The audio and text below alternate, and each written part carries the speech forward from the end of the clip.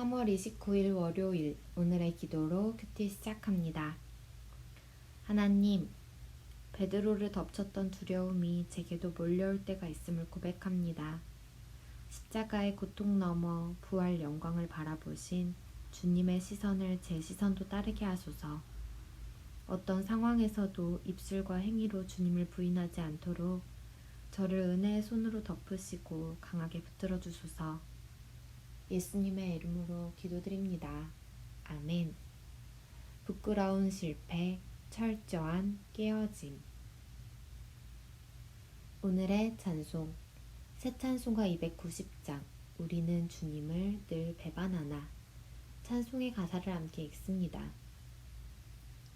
우리는 주님을 늘 배반하나 내 주 예수 여전히 날 부르사 그 참되신 사랑을 베푸시나니 내 형제여 주님을 곧 따르라.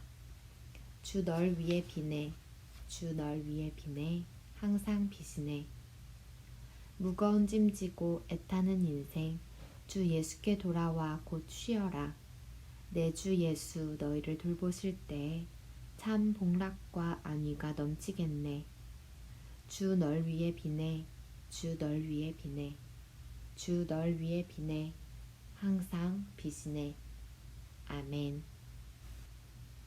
마태복음 26장 69절에서 75절 말씀.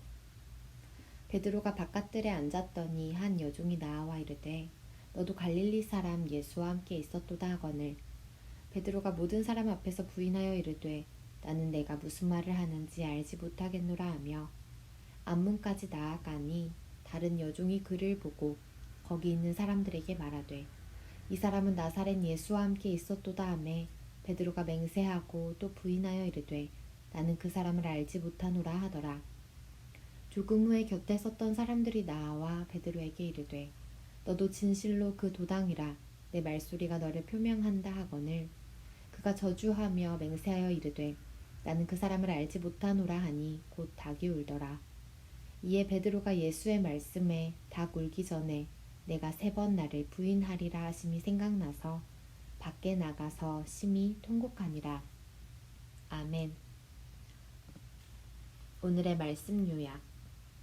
베드로가 바깥들에 앉아있으니 여종 2명과 거기 있던 사람들이 그가 예수와 함께 있었고 그 도당이라 합니다. 이에 베드로는 예수를 모른다 하며 저주하고 맹세합니다. 곧 닭이 우니 베드로는 닭 울기 전에 내가 3번 나를 부인하리라 하신 예수님의 말씀이 생각나 심히 통곡합니다. 본문 해설. 예수님을 부인한 베드로 26장 69절에서 72절에 관한 내용. 공회 앞에서 당당하게 신문 받으신 예수님과 달리 베드로는 자신의 정체 드러내기를 두려워합니다. 예수님이 신문 당하시던 시간 베드로는 대제사장 가야바의 집 바깥들에 앉아 있습니다. 한 여종이 너도 갈릴리 사람 예수와 함께 있었다 라고 말합니다. 베드로는 부인하며 앞문까지 갑니다. 또 다른 여종이 와서 이 사람은 나사렛 예수와 함께 있었다 라고 하자 베드로는 맹세하고 그 사람을 알지 못한다 라며 부인합니다. 두려움에 사로잡히니 당시 보잘것없는 지위였던 여종의 말에도 쉽게 예수님을 부인합니다. 주님은 그리스도시요 살아계신 하나님의 아들이시라 고백했던 그가 예수님을 거듭 부인합니다. 예수님의 수제자 베드로가 실패했다면 우리도 실패할 수 있습니다. 위기 상황일수록 자신의 약함을 인정하고 주님의 은혜를 구해야 합니다. 잠시 멈추고 질문에 답해주세요. 여러 사람의 추궁에 반박하던 베드로는 당시 어떤 심정이었을까요? 밑에서 6번째 줄. 두려움에 사로잡히니. 이것이 당시 베드로의 심정이었을 것입니다. 내가 입술로는 주님을 부인하지 않지만 행동으로 부인하진 않는지 우리 삶을 돌아봅시다. 예수님을 저주한 후 통곡한 베드로 26장 73절에서 75절에 관한 내용. 추궁하는 강도가 세지면 부인하는 강도도 세지게 마련입니다. 조금 뒤에 곁에 섰던 사람이 베드로의 갈릴리 억양을 지적하며 예수의 제자가 분명하다고 말합니다. 베드로는 반사적으로 저주하면서까지 예수님을 부인합니다. 베드로가 세 번째 예수님을 부인하는 순간 닭이 웁니다. 닭 우는 소리에 베드로는 닭 울기 전에 내가 3번 나를 부인하리라 하셨던 예수님의 말씀이 생각나 밖으로 나가서 통곡합니다. 자신만만했던 인간 베드로가 철저히 깨어지는 순간입니다. 자신의 부족함을 깨닫고 애통하며 엎드릴 때 진정한 하나님의 사람으로 거듭납니다. 잠시 멈추고 질문에 답해주세요. 닭 우는 소리에 베드로가 통곡한 이유는 무엇일까요? 밑에서 4번째 줄. 예수님의 말씀이 생각나 밖으로 나가서 통곡합니다.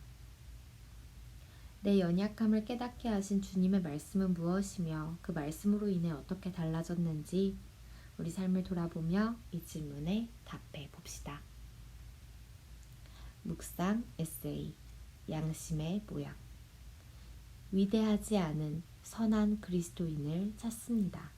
이재훈. 우리 안에는 2개의 마음이 숨어 있다. 양심과 앙심이다. 그중 양심은 하나님이 창조하신 선하고 착한 마음이다.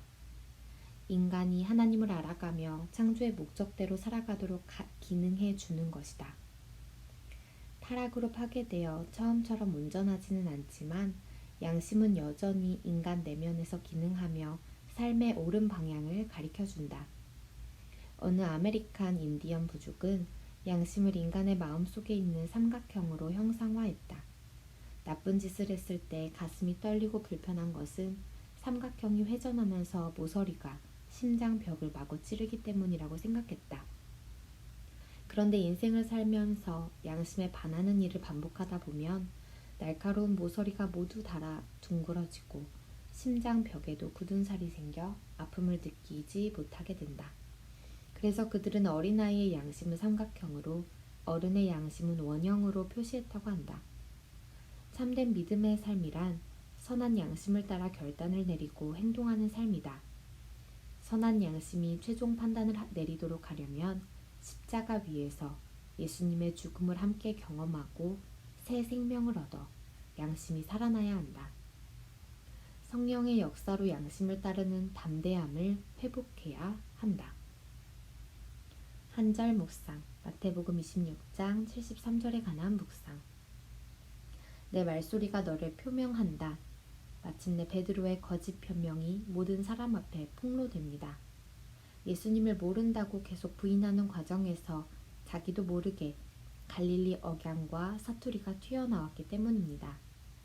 내게 닥친 불리함을 피하고자 하는 거짓 변명은 진정한 해결책이 되지 못합니다. 진실한 신앙의 길에는 항상 불리함을 감수하는 용기가 필요합니다. 사람의 인정보다 하나님의 인정을 우선시할 때 어디서든 예수님을 시인할 수 있습니다. 어떤 죄를 지었든 주님은 당신을 용서하고 치유해서 온전하게 할 준비가 되어 있으시다. 로버트 멍어. 오늘의 기도 드립니다. 하나님, 베드로를 덮쳤던 두려움이 제게도 몰려올 때가 있음을 고백합니다. 십자가의 고통 넘어 부활 영광을 바라보신 주님의 시선을 제 시선도 따르게 하소서. 어떤 상황에서도 입술과 행위로 주님을 부인하지 않도록 저를 은혜의 손으로 덮으시고 강하게 붙들어 주소서. 예수님의 이름으로 기도드립니다. 아멘.